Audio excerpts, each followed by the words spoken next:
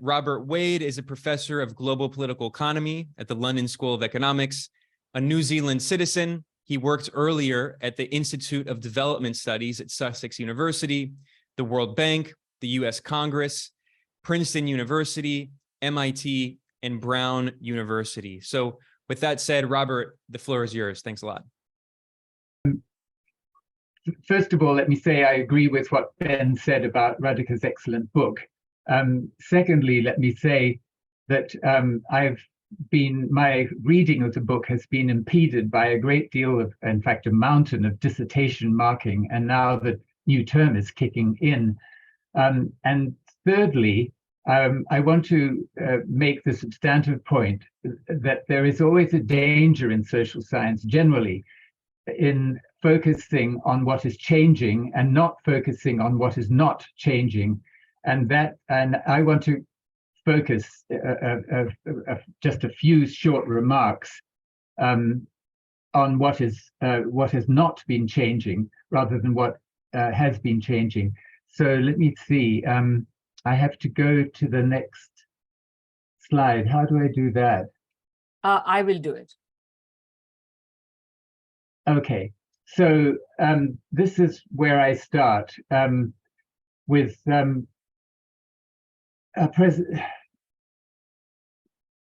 with President Xi's statement that oh my goodness. So this is not quite. This is the first slide after this one. I see. Okay. Well, somehow that's. Do you want me to go to this one? No. Just go back to the first one.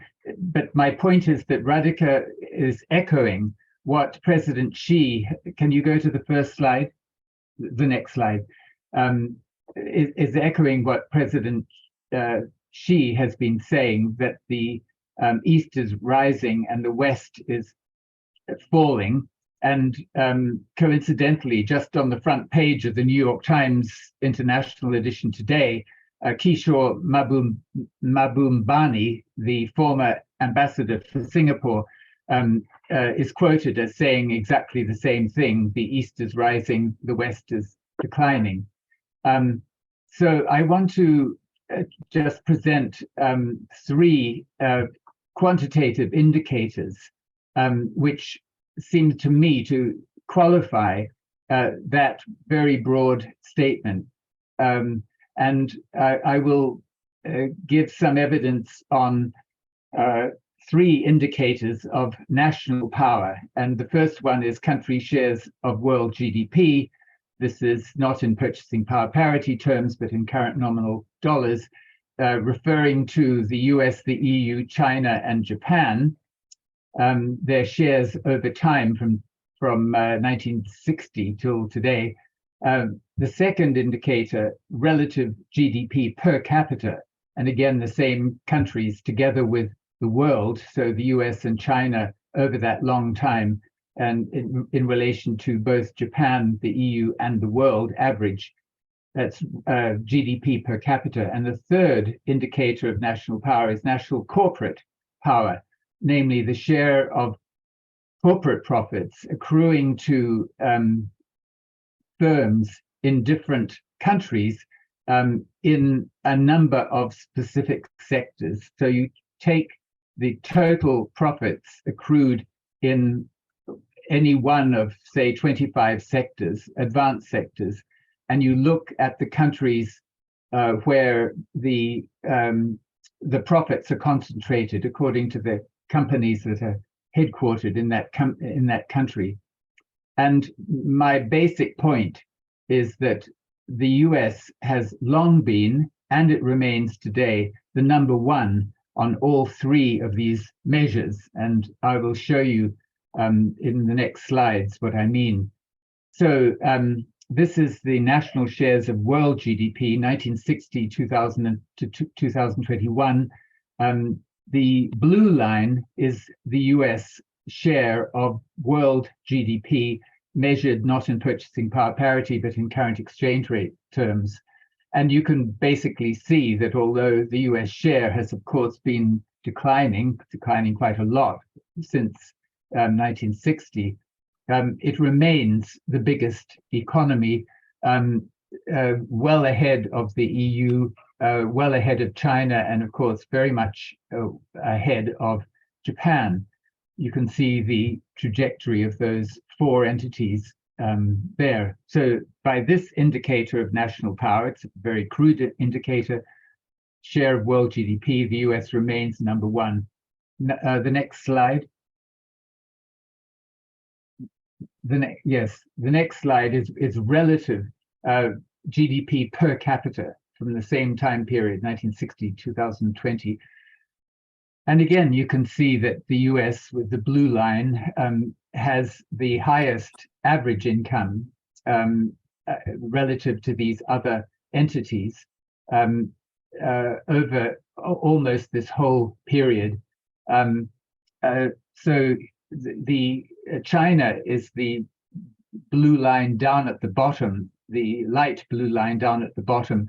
And you can see that China, by this measure, China's per capita income has just very recently hit the world average income, and Japan and the EU well ahead of that, of the world average, but well below the United States. So the US on this indicator of national power also remains number one. Can I have the next slide? Sorry, 1 second. Yes, that one. And so now the third measure, relative national corporate power, not state power, corporate power. And so, as I just said, this is a measure which calculates the share of total profits earned in each of a number of advanced sectors which accrue to companies headquartered in different countries. And one can then compare these national profit shares between countries. Can I have the next slide? Okay, so if American capitalism was seriously weakening, as Radhika says, one would expect to see corporate decline in American firms and corporate ascent in firms based elsewhere, especially in China. And so this calculation is based on the Forbes 2000 data set. On the top, 2,000 publicly listed corporations across 25 broad sectors in the period 2005 to 2021. And the bottom line of this calculation is that in 17 out of the 25 sectors, in other words, 68%, US corporations have had the number one profit share in each year, not just overall, but in every year between 2005 and 2001, including 2021, including through the crash of 2008, 9, 10. And so no other country comes close to that achievement. China comes closest in the last year, 2021. Its firms have the leading profit share in 4 of those 25 sectors, in banking, construction, real estate, and forestry, metals, and mining. And the only other countries that get to number one position are Japan and Saudi Arabia. Can I have the next slide? So this in no way diminishes China's achievement. In 2005-07, its firms had no presence in the top 3 nationalities by profit share in any of the 25 sectors, whereas in 2019-21, its firms had a top 3 presence in 15 out of the 25 sectors. Not number one, but it was present in the top 3 in terms of profit share in 15 of the sectors. So that is a very dramatic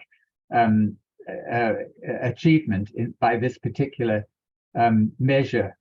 And the countries that have lost profit share in this array are Western European and Japanese corporations, and especially Western European, including the UK. They're the ones that have gone down in their profit share. The UK, for example, corporate profit shares have fallen in 10 out of the 25 sectors and have increased in only 1. Okay, so can I have the next slide? I think that yes. Yes, so now to make a slightly different point, which is a qualification to the Chinese model presented as a great success. And my point here is that we should recognize that its deep integration into global capitalism does make it more dependent than the earlier East Asian cases. And by that, I'm thinking of Japan, South Korea, and Taiwan, where their economic rise was driven mainly, not entirely, but mainly by domestic firms in terms of production and exports, whereas China's export-driven boom has depended more heavily on foreign capital, on Western corporations shifting low and then medium-valued products to China. Has depended on foreign capital more than domestic capital relative to the earlier East Asian cases. And just as one example of this, in the sector called office and telecommunications equipment, which includes smartphones, this is China's most valuable export sector. And this sector in China accounts for 33% of world exports in that sector, but Chinese firms accrue only 5.5% of the total profit share in that sector, according to the Forbes data, whereas the US accounts for only 6% of world exports in that sector, but it accrues 61% of world profits in that sector. And much the same applies in other of China's top export sectors, including advanced medical equipment. Can I have the next slide? But I want to finish by just saying that these dependencies, China's dependencies on US and other Western firms, do not make China a subordinate state in the way that Japan and Germany clearly are a subordinate state in the US informal empire, but China is not.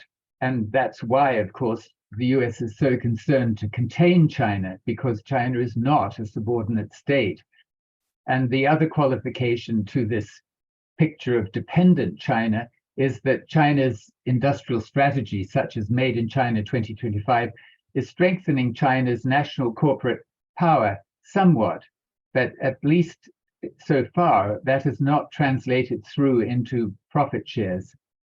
And just the final point is that some people say that profit accounting is very, very unreliable, and they tend to dismiss any analysis based on profit shares. I just think that is misleading. One can admit that there are big problems in the reporting of profits and still think that there is meaning to be got from this kind of analysis. I'll finish on that note. Thanks very much. I'm Michael Hudson. I'm appearing here for the International Manifesto Group. If you like this video and ones like it, please subscribe. For more information, go to the address on the screen.